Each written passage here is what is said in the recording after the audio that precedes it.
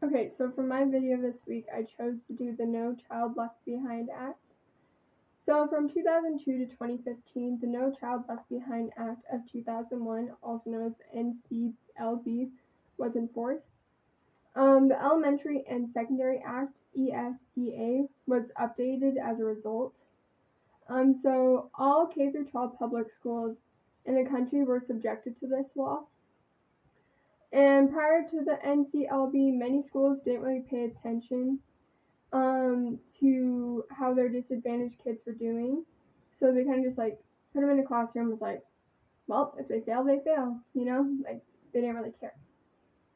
So children who received special education services, for instance, were frequently excluded from general school. They would like give them a coloring book and be like, hey, like just go do that, like they didn't really actually try and teach them. They were also excluded from state exams like the ASVAB and stuff like that, like big state exams they wouldn't do, and even like the little elementary school ones they couldn't do.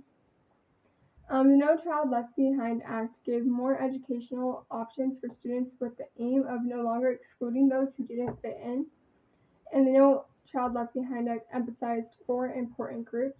They wanted to recognize students in poverty, students of color, students receiving special education services like children with dyslexia, autism, handicaps, and different things like that, and children who spoke and understood limited or no English.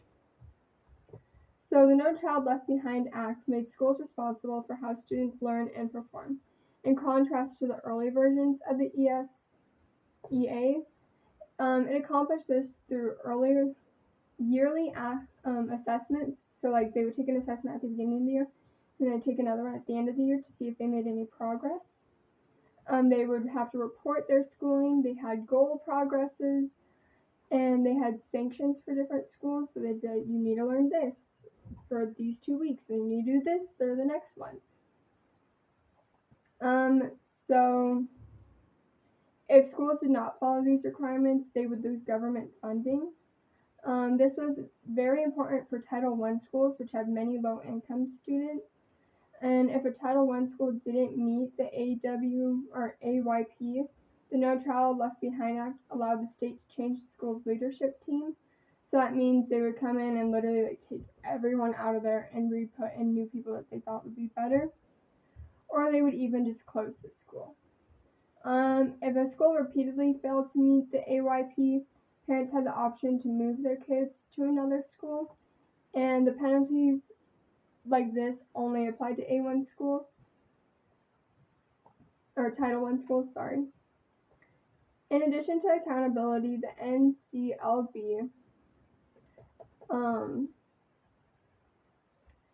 altered federal education legislation. All instructors were required to have a highly qualified in the subject they taught under the nclb, and as a result, special education teachers were required to hold a certification that provided proof of the subject matter expertise.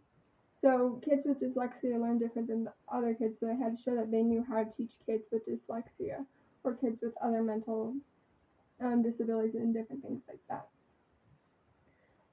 This has changed though after the act. That's no longer required. Currently, federal laws only mandate state certification and licensing for instruction for like instructors. And then as long as schools were getting better, the nclb provided states with more latitude on how they use the federal funds. The law mandated that school employ education and teaching strategies that are based on science and research. So they didn't want you teaching like what you thought you should teach. Practically, it was like this is what needs to be taught.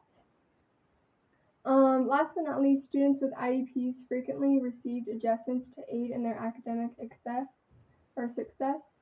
and states were mandated by the nclb to permit these children to use accommodations on statewide exams, and that rule is still in effect. So the nclb was controversial because of these changes. A lot of people were like, oh, that's dumb.